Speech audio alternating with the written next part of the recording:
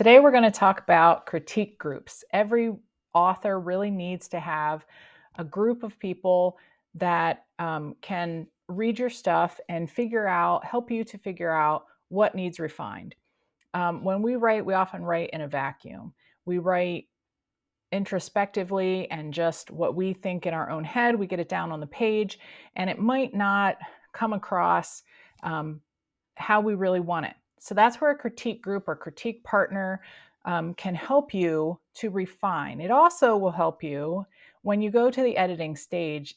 That can also help you to save some money, because if you already have a group of other authors, other writers, people who are in the industry, or people who are English teachers or professionals in some way of writing, that will help you to refine your words and then cost you less when you edit. Okay.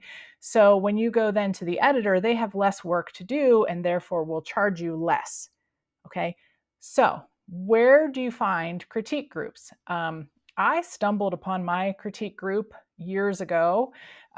Just so happened that a woman in my church was in a writer's critique group. And during a Sunday school lesson, I told a little story and she said, "Hey, that would be a great devotion." And I said, "Okay, I don't know what a devotion is." So she helped me. She said, "Come to my writer's group and we'll help you write it and we'll help you sell it." And I did, and they did. And that was the first devotion I sold to The Secret Place, um, back years ago. I don't even remember what year, 2016, maybe. Um, and I have been with that writers group ever since. Now, my writers group has a plethora of a diverse group of people. We have some fiction writers, we have Bible devotion writers, we have nonfiction writers, we have academic writers, short story writers. We have people who have been published, who have a lot of books published, who have just articles published, who have never published anything. Um, we're all at various levels of writing, which that then helps each of us, because when we give feedback, it's something we've learned, something that we've been taught by other people outside of the writing realm, or some of us have been to conferences and some haven't. So we share that knowledge. Okay. So that's kind of what you're looking for with a critique group. So again, I kind of stumbled onto mine, but writers' conferences, that kind of thing, you can find groups of people. Today, it's even a lot easier because there are so many online groups. Facebook, look up your specific genre. Look up romance writers critique group on Facebook, or fantasy writers, Christian fantasy writers critique group. You'd be astounded probably what you'll find. There are a lot of writing groups online. Um, but within your own like home, your area, I want to talk about a few places that you could possibly find some critique groups as well. Libraries. This seems like a no-brainer, right? Because that's where do readers hang out? Libraries. But that doesn't always mean they're writers. They definitely are readers. But if you can strike up a conversation with someone in a library, maybe someone in the same section that you're finding books from, or go to the section that you're writing. So if you're writing a young adult fiction, go to that section. Who's hanging out there? Strike up a conversation. If they are an avid reader of that genre, they might be willing to read what you're writing. You might be able to start up a critique group that way. You can also check with the librarians. Are there a group of writers that meet there occasionally? Um, Often, when writers get together, they're looking for a free space to kind of get together and share their knowledge, and libraries are one of those spots. So check with the librarians of all of your local libraries and ask them, are there writers that meet here? Do you know of other writers that come here? Can you put up a sheet for me and say I'm looking for a critique group? Advertise within the library. Um, they probably are patronizing the library just like you are, looking for ideas and books to read. Um, Check with colleges and universities in your area. Do they have an English program or even a writing program? Do they have groups that already meet and that will allow someone who is not a college student there also join in? These are going to be like-minded individuals um, in a learning atmosphere that want to share their knowledge, and they want to learn from you, and you can learn from them. Check with the English department. Are there writers within the English department, a professor even who is teaching? Would they be willing to read your stuff, be a critique partner with you? Strike up conversations, strike up relationships. Build your critique group with people that have the knowledge and can help you. Local churches. Your local church, do you talk about being a writer? Do you talk about what you're writing? Do you have people in your church or other local churches that say, they really enjoy reading? It doesn't have to be someone who writes.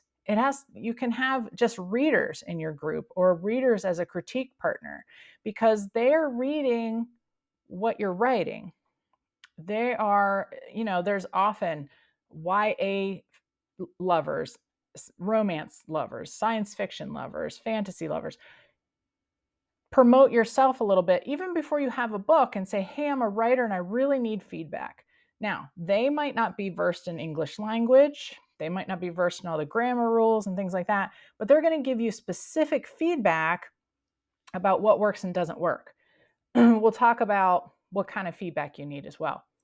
Local newspapers, you can put an ad in the local newspaper, any kind of local media, your local radio station if you have one, especially if you're a Christian author. I have a local Christian radio station here. They sometimes talk about us when I have a book coming out. I can get an interview. My pastor happens to be the manager of the group, so of the radio station. So that helps me. Not that I get free billing or anything, but it does help. Create relationships, create connections. And again, conferences. If you're going to writers' conferences and I attend St. David's Christian Writers Conference in Pittsburgh. It's in the Pittsburgh area. I don't live near there. I live 3 hours east of there. So the people that live there, if I want an in-person group, I'm not going to really touch base with them. Now, I have a local group here. I have friends that are from that conference that I can send things to via email, online. It doesn't have to all be in person. In person to me is one of the most vital and just the one that really is the most helpful to me.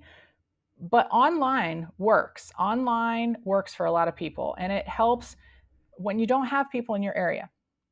So when you're at a conference, no matter where you're at, make connections. If you are in a devotion writing class, talk to everybody, get everyone's email in that class, because you can then share your information. You can share and provide feedback for each other throughout the year apart from conference. And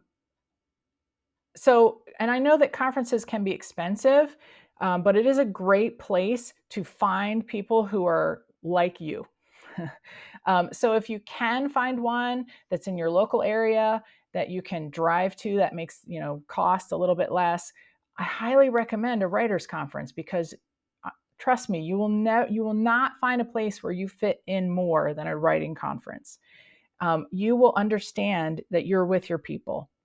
And you will make connections there, not just to sell your book, but to make your book better, to learn and to continue your learning.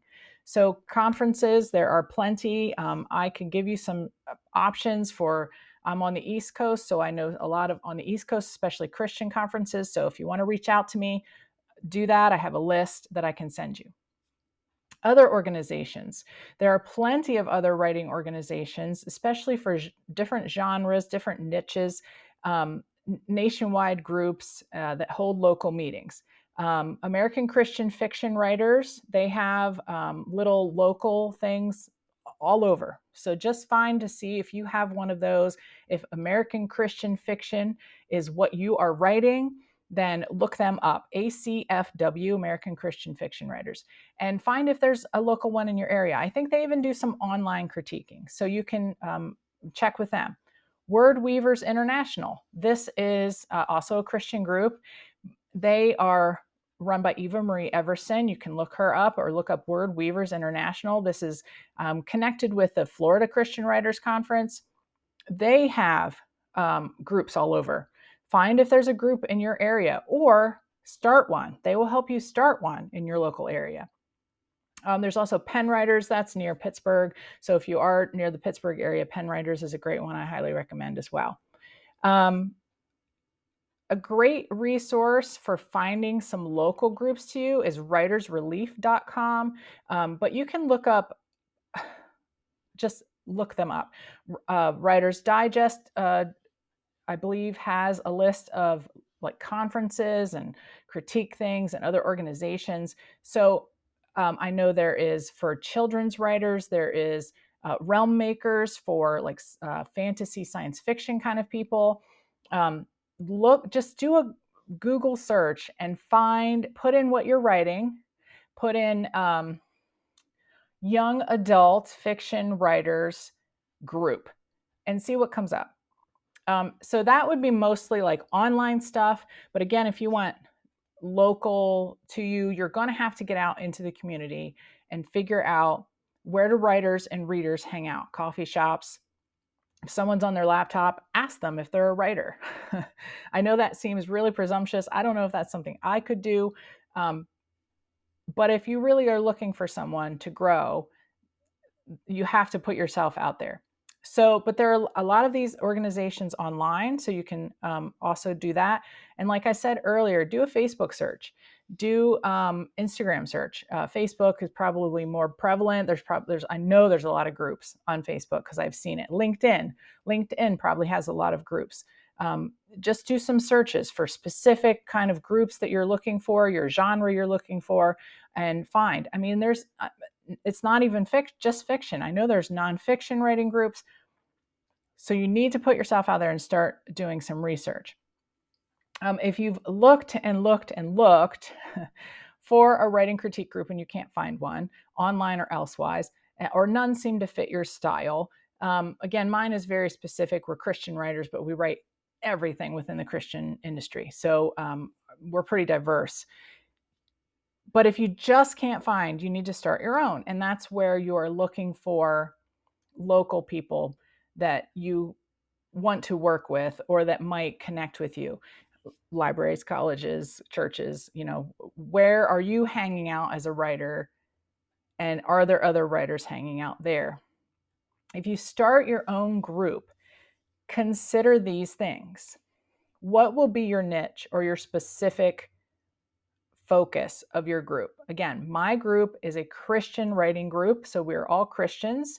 We only bring clean copy to our group because that's what we want to read. Now, that doesn't mean we don't have swear words occasionally or some violent scenes or some graphic scenes, but usually when we bring those to group, we temper those or we maybe take some things out. Because not everyone wants to read that. So since we're Christian, we have a Christian worldview. But we have, again, I said, a diverse group of what we're writing, different things. So decide what your niche will be. Will it be based on your genre? Will it be based on only women, only men? Will it be a Christian group? Will it be a completely non-secular group or secular group? Will it be a fantasy writers only? I think you pigeonhole yourself a little bit. So be careful to not be like, we're only fantasy, steampunk, Christian writers who write long form fan fiction. You don't have a niche too narrow, okay? Or you won't be able to get people into your group. But decide what your specifics are going to be. What do you want to read within your group, and what do you think you and others would benefit from your knowledge and you from their knowledge? If you are not a Christian writer and you are writing This is the most drastic example, okay? If you're an erotica writer and you go to a Christian group, that's not your group, okay? Obviously. But also, if you are a really high fantasy writer and you're going to a group that primarily works with romance novels or nonfiction articles, you're not going to gel either. They're not going to tell you how to help your high fantasy novel, and you're not going to be able to tell them how to write their nonfiction article. So you have to kind of find some specifics that you have in common so that you'll be able to help each other. The group I belong to, so next thing you want to figure out is, how am I going to structure my group? So the group I belong to, this is how we structure things. We meet twice a month. We meet in, we've changed it around a little bit. It's always on a Thursday, but one is during the day and one is in the evening. So we can get people who can't come out during the day and people who can't like to drive at night or whatever. We bring our copies, printed out copies of our work. I believe our current guidelines are up to 10 pages. It has to be double spaced, 12-point font. And then when we come, you hand out your copies to everyone present. You kind of have to figure out, it's usually 5 to 6 people that come on a given Thursday. You bring 5 to 6 copies, you hand them out, and someone else reads your work aloud. So you are not reading your work because you will skip over the same things that you skipped over possibly when you wrote it. So someone else will read what you brought out loud to the group. Once it is done being read out loud, then we kind of go around the room. We're pretty freeform, our group, so it's not like we take turns. We just kind of say what's good, what's bad, what could be worked on, different things. We try and sandwich it. We use the sandwich method, which is start with something good that you liked about the piece, give a little constructive criticism, which is like the creamy Oreo center, right? That's the good part. All the critique, the criticism, the constructive criticism, and then end with something you like. So, for instance, you say, I really like this character. She is very vibrant, and I think you've written her well. The secondary character, however, needs a little more work. I think if you showed him maybe in his job, or you showed more about like what his inner feelings are, this would be better. I think you have a really great start here. Keep going. I really want to read this. So that was good, constructive criticism, bad. What is bad? What could, I'm sorry, good, what I really love about it, constructive criticism, what could be worked on, and good again. So that's the sandwich, okay? Sorry. Other groups that I know, there's another group in my local area that I've been to a couple of times. They send their work to a point person prior to the meeting. So you send a Microsoft Word document or some kind of document to the point person, the manager, if you will, of the group, and they disseminate that to each member of the group who wants to work on it. Even if you cannot meet the meeting, you can send back critique via track changes or like a document or whatever. So you're getting critique that way. So theirs works kind of twofold. They do not read their piece out loud at the meeting. At the meeting, they just say, okay, they just do the sandwich. Here's the good, the constructive, the good. And they hand back to the person the copy that they've written on. We both do that. I use a red pen. Several people in my group use a red pen, so it stands out.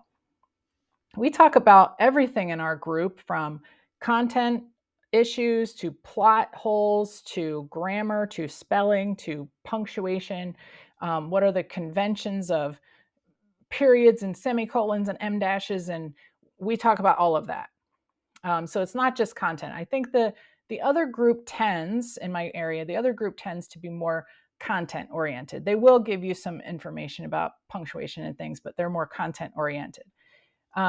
So figure out what kind of structure you want. Now, if you're doing it online, it's basically going to be you send the document to someone, they either use track changes or they print it out and write it up and then scan it back to you. Um, that's the thing. You could have a Zoom meeting. You can have a Zoom meeting this way with people all over the world, frankly. And you would just have to send an email prior with your work. Everybody shares their work, and then you meet on a specific day via Zoom, and then you talk about each thing. I would suggest having structure to that, like, okay, Susie, you go first, Tommy, you go second, Betty, you go third, and you have a set. If you have a lot of people in your group, um, you will need to time things because you need to decide, like, what is the structure? How long do we want to be here doing this? Online is often you don't want to be more than an hour, 2 hours. Our in-person group meetings are typically about an hour and a half, 2 hours, depending on who's there. We try and keep it to about 2 hours. If I have too many people, so I'm typically the moderator of ours, if we have too many people in the group, too many. If we have like more than 10, or if we have 10 people, I use a timer. If we have 6 or less, I don't use the timer. We just do whatever. It kind of works out. Sometimes people only bring a small poem or a small song or one page devotion, but someone else might bring all 10 pages. So it kind of works out. The time frame kind of works out for each person. But if you want to be more structured, the other group that I mentioned, they're more structured. They get 3 minutes of feedback, 3 minutes. Because we read ours out loud at the meeting, that could vary. I can't just give 3 minutes because it might take 3 minutes to read the thing. So you have to figure out, how do you want your structure? What do you want your structure to be? You need to decide on dates and times. What will work best for everyone? Our group has traditionally met on Thursdays. This other group that I know of, they traditionally meet on Fridays. They meet once a month on a Friday for lunch. That obviously determines who's coming to your meeting, because Friday at lunch, people work. So if they're not a full-time author or retired, they probably won't be able to make it. So if you're looking for a younger crowd, it might be a weeknight, it might be a Saturday afternoon, or you have to decide what dates and times. So of the people that you know will come and that are committed to forming this group, use a Google form and ask them what dates and times are best for you during the week. And then whatever the majority is, rules. If you have an online group, that might fluctuate. It might fluctuate. I have found that ours, because it's always Thursdays, we've changed the time a little bit. We meet during the day on a certain Thursday now that we didn't used to do. That has helped bring in some more people. But not everybody can come every time. So you have to just determine what is the date and time that everyone, the majority of people, can come, can make it, and then stick to that. That's how you create community. So I talked already about the timing. So if you have, and I talked already about the sandwich method. So if those things you have to consider. You also have to consider those things, even if you're not creating your own. When you're looking for critique groups, consider what you can do. If you can only be available via Zoom or only be available via email, or then it's a little more flexible. Email especially is a little more flexible because you can send it to somebody or they can send you something and you can read it at your leisure. I would suggest, even if you're doing like an email back and forth, have some structure to that. You don't want to send something to them and they take 2 months to get back to you. Have an agreement that if I send you something or you send me something, we're going to try and get it back to each other within a week with feedback, or 2 weeks, whatever is doable in your life. So those are all the things you kind of have to think about. So again, look first for either online groups or groups that are already going on in your area by talking to local librarians, business people, coffee shop owners. We go to a specific coffee shop we used to go to a specific coffee shop that was in a large, like, mega church near here. They knew that we were writers and we were meeting there. So they would tell people, "Oh, we have writers that meet here. If you're a writer, you should come. We can get you in touch with them." We gave them information. Now we meet at a local library. Those librarians, they know we meet there, and they have my contact information. So if they have somebody that come in and asks, they can say, "Oh yeah, they come in here and meet. Here's Sue's email address. You can reach out to her." I have found we've grown that way. Our group has grown, and we have people that come and go throughout the years. I've been here with this group for close to 10, I think, years. Others have been here in our group for more than 20. Our group started in the 90s, so I mean, it's but we've recently gotten some new people. We've had some people that have dropped out and they just aren't writing anymore. So there's an ebb and flow. So find either locally or do some research online to find your group that fits you best, or start your own by setting up some parameters of what you would like to have within a group and then reaching out to people. I'm sure if you're a writer, you've made some connections online with other writers. I run a Facebook group called Writers Helping Writers. There are 2 different ones, so just look for me as the moderator when you look it up. The other one is fabulous as well, so join both. And both are good at kind of finding some connections. I've definitely had some people in my group connect, and they've been separate friends on Facebook and have given each other, they've started their own little critique group off of the group. So there's all sorts of ways.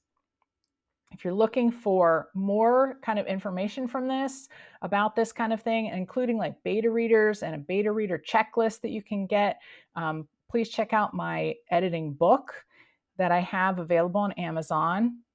All of this came from that book today, but there is much more in the book, including, like I said, a critique checklist and a beta reader checklist that you can utilize. Also, sign up for my newsletter because I give these kind of tips twice a month in my email newsletter. I would love to have you join that. Links for both of these things are at the bottom here. And remember to like this post, like this video, and subscribe and check out my other videos. And I hope you have a great day, and I hope you find that critique partner that you need. God bless.